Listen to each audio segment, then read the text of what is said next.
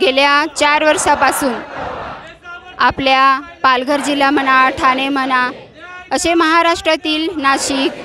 अमरावती 13 जिल्हे मिळून 4 वर्षापासून संघर्ष करत आहे की आमच्या नोकर भरत्या केल्या जाव्यात। आणि गेल्या 4 वर्षापासूनचा संघर्ष हा कुठे तरी 2023मध्ये ज्यावेळेस स्टेट झाली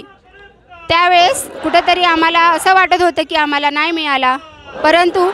टेट झाल्यानंतर रिझल्ट लागल्यानंतर महाराष्ट्रामध्ये फक्त पवित्र पोर्टलवरून भरत्या झाल्या आणि पेशा भरतीला म्हणजेच आपल्या 13 जिल्ह्याच्या आदिवासींच्या भरत्यांना आदिवासींची जी पदभरती होती ती पदभरती कुठेतरी बाहेर वगळली गेलेली आहे। आणि ती भरती गेल्या 1 वर्षापासून तर आजपर्यंत आणि उपोषणाचा 1 ऑगस्टपासून उपोषण सुरू केलेलं आहे ना, या उपोषणापासून तर आज 12 दिवस पूर्ण झालेले आहेत या उपोषणाला। आणि आजपर्यंत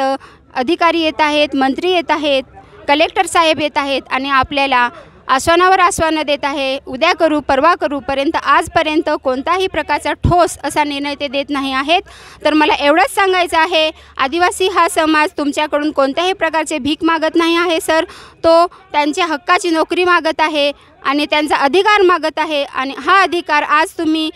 द्यावाच अशी तुम्हाला नम्र विनंती आहे आणि आज आम्ही घेतल्याशिवाय इथून जाणार नाही।